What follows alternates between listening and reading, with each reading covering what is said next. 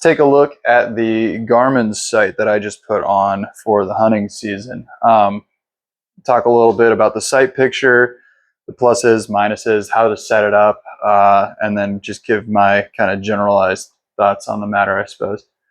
So it comes with this nice little bag, which I just leave on there all the time whenever I'm heading out or what have you.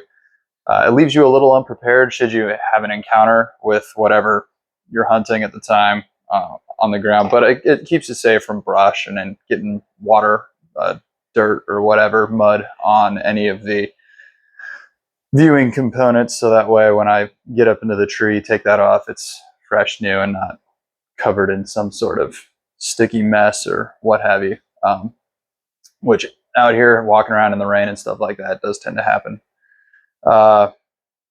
Anyway, so got it mounted on there. Back here is the battery compartment, so you just take a couple of screws out, that pops off. It takes the they're AAA, the lithiums. They last for a long time. Had a few friends of mine talking about, well, shoot, what if you run out of battery? What do you do in that instance if you're up in the tree and all of a sudden it just turns off on you? Well, I used the same batteries, I think it's 3 of them, all last season, and I would get up into the tree, turn it on, and leave it on for hours. I've even accidentally left it on overnight a few times, and there's a battery indicator on the screen that shows that it's, I mean, right now with the same batteries from last season, it's still full.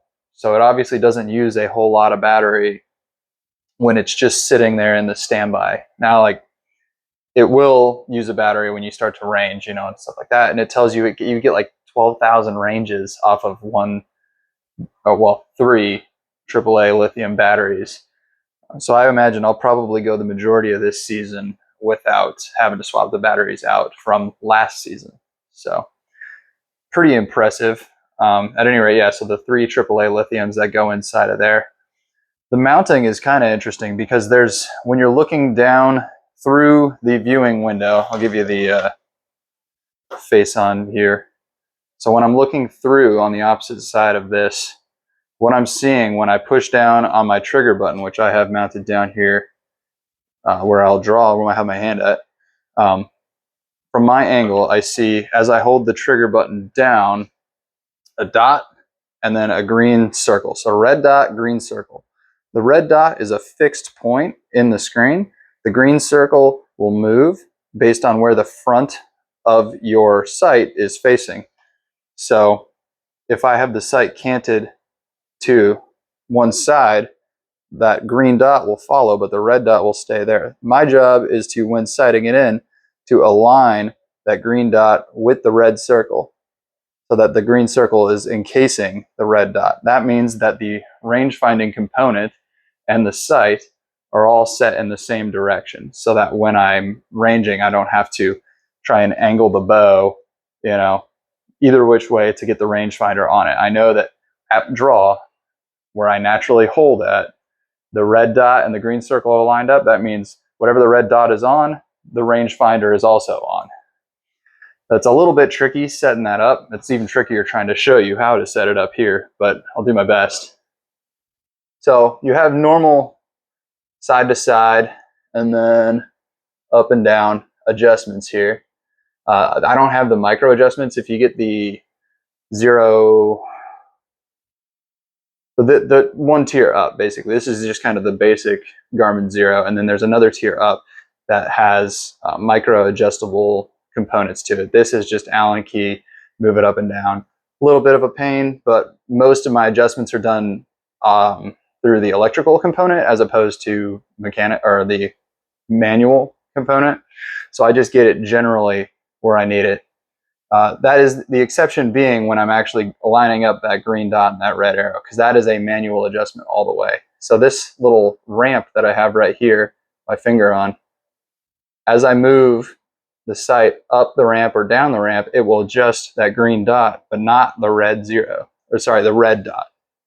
It'll adjust the green circle. There we go. It'll move that one, moves it side to side. Okay? And then on the back of the sight, right here, just below or behind rather, this electrical cable, is another adjustment point that will move it up and down. it keeps it on the same axis so that that red dot does not become misaligned, but it just adjusts the angle at which you are viewing it. So you have to make small adjustments on that. I just did it at close range because, I mean, when it's aligned, it's aligned. It doesn't matter if you're looking out 50 yards, 60 yards, or at 10 yards. So I just held it at 10 yards, and then I would just make small adjustments until I had the red dot and the green circle aligned with each other, and then you're set. And it's easy. The only thing that makes it challenging, and this is just, it's really not an issue for guys who are avid shooters, but guys who are avid shooters, I think typically wouldn't go with something like this. They generally tend to stick to their slider sights. But anyhow, for folks like me who are just still kind of trying to figure it out, I got a new bow and I'm still trying to figure out kind of how to hold, where to hold, and I'm still sort of new to the art of shooting anyways. If your hold adjusts at all, so if you have your wrist canted or if you're gripping in a different way, any sort of variance in your hold, you know, I don't think that where you anchor at really has too much to play with it, as long as you're anchored and not just holding it way out here or, you know, off the face or something. But it will throw off that dot and circle alignment because you're now canting your bow one way or the other, up or down, which throws a wrench into the whole thing. So there was, initially when I set it up, I went out to go hunt and I put gloves on when I was hunting, and I didn't have it set up to, you know, to be aligned with gloves. So then my alignment was out, everything got thrown off. So then when I went after that, I had to go back to the, you know, drawing board basically and resight the thing with gloves on to make sure that I was set for that. But that's a late season thing that I'll worry about. Early season, I'm not really wearing gloves, so I'm not too concerned about it for now.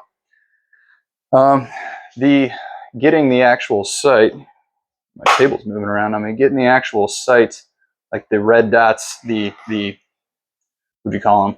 Your sighting posts, I suppose. The red dot that actually is the target indicator. When I hold the button down, that green circle, that red dot appear. Once I have it on the target, I'll release it. It will have then ranged it, and it will adjust my red dot based on, you know, where it needs to be, 20 yards, 30, 40, 50, 60, whatever I have it set to. Let's see, where was I going with that? Oh, yes. So that has to be adjusted using the computer component. I have some series of buttons up on top here, and then on the back side, just above it here, a small viewing screen, and it'll run through practice mode, target mode, shot history, and then you can look at like the alignment basically. So I can manually set the sights, and then at, say I start at 20, I go 30, 40, 50, and then it will automatically adjust for the middle based on how far it has to move. It's fairly intuitive once you get into that part. It just takes a lot of shooting. I mean, to really get it zeroed in all the way out to 50, it took me probably 20, 30 arrows maybe. So it was, you know, just buckle up for basically a full tack shoot, trying to get this thing really zeroed into the ranges that you want. Yeah, I mean, I guess in terms of the benefit of it that I see is that it's super clear sight picture. There's nothing in the middle of it, you know, it's just a red dot and then this screen. And so I can see everything. There's no blurred areas where there may be a post or other sight pins or anything like that. Everything is clear. I just have a red dot and then the thing I'm aiming at. For me, that made it pretty easy. I kind of enjoyed that aspect of it. I think some people might say that that's not really an issue, especially with like a single post, but it just removed any chance of that being an issue, which I really enjoyed. And then in terms of like being new to hunting, so I found it really, the first season I went out, I never got anything. I found it really difficult to pull out the rangefinder, range the animal, put the rangefinder down, get my bow up and on target, make sure that I was adjusted to the right. I think I had a fixed pin, like a 5 pin fixed pin sight, you know, get it in there and actually get the shot off before the animal had moved maybe 10 yards closer. So it was a little clunky trying to do all those things. Experienced hunters will be laughing at that, but for me being a beginner, that was a pretty big issue. I was missing deer because by the time that I got the shot off, it had moved in, a good 5 to 10 yards closer. This removes any need for me to do anything other than just draw, get on the animal, range it, pull the trigger. Easy as that. So it removes probably, for an inexperienced hunter such as myself, it probably removed a solid minute worth of extra stuff that I didn't need to be doing while trying to, take this animal. And then I was able to shoot in a lot lower lighting. So it'd be deep in the woods. The sun would, still be on the horizon, but everybody who's been out there knows that when you're in the trees, everything gets darker a lot faster. So you lose hunting light a lot quicker. I was able to stay out just a little bit later, and it seems like all I needed was about 15 minutes, because every deer that I took, my buddies using a traditional sight would call it a night, say, hey, I'm out of shooting light. I'm going to call it 15 minutes in, and I would, that's when the deer were coming out.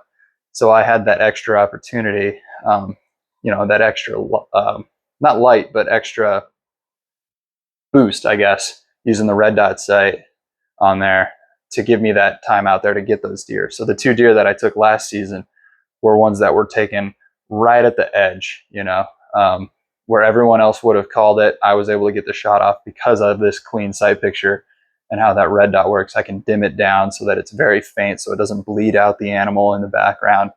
And it works really, really well. In terms of minuses on this thing, it's pretty heavy compared to a lot of sights. It has some weight to it. The batteries, the electrical component in there, even the mount is pretty hefty. So it does add a little bit of weight to the front end, especially with the larger stabilizer on there with a lot of weight on it. I might have to remove some of the weight off this stabilizer just purely because of that weight from the sight. But again, if you're not lugging it long distances, if you're just maybe a half mile into the trees, into your stand, easy. Not a big deal. But if you're out there like flatland hunting out in the west or what have you, rucking in for hours, 15 miles, something like that, yeah, it might be a little much for you. It doesn't tend to hold a Xreo all that well, and I've talked about this in other videos too. It'll hold for a good 10-15 shots maybe, and then it'll start to drift. Usually up and down, not side to side. It's always up and down. So it's not the mounting bracket itself, because if it's up and down and nothing is moving on the mounting bracket, then it's just the pins. But on the actual automatic, or the, automated side of it, the electrical component there, it won't adjust side to side, only up and down. So it's an internal issue where after a while it just sorts of drift, and my shots will start to drop off, even though I'm holding on the same aim point. So it just sight it in the morning of or the night before, go out, do your hunt. You're only going to take 2-3 shots maybe, so it'll hold for what you need it for. It's just not meant for repeated over and over and over shooting. And then again, like I explained that the batteries, they last forever, but I know a lot of people are nervous about using batteries because then it's battery reliant. Maybe it's not 100% waterproof, which it is, but say the seal was damaged or rotted out or something like that, then your batteries in there get wet and everything gets fried. That could be an issue for some folks. I think it would take quite a while for any of that to happen, because I've had this thing out in downpours, no trouble at all. And it has enough of a shroud over the lens here on the back and the front that the lens just doesn't get wet. I had it hanging in the tree, it was downpouring, everything else was soaked, but there was not a drop of water inside on the lens of the sight, so it wasn't hard for me to draw and get a sight picture that was not distorted. And again, it comes with a little bag. If you're really worried about getting wet or what have you, just put the bag on there and it'll give it some level of protection. Yeah, but for a sight that was basically on par price-wise with some of the top-tier sliders, providing me with so much extra stuff, and capability, I think is pretty solid. For the hunting season, is very solid. I would not use it, and I've said this again in other videos, but I would not use it for target shooting or like 3D hunts or whatever, you know. It's just really, it's good for hunting when you're just taking a couple of shots, you know, and then maybe a sighting shot, or just to stay worn in, you know, a couple of shots in between. It's not meant for just like going out shooting a 25 shot course, because it's going to drift and you're going to have issues with it. But for hunting, it's great. I think that's really all that I wanted to cover on it. I like it. I'm going to use it until something cooler comes out. But until then, this is the hunting site, and it seems to do the job well.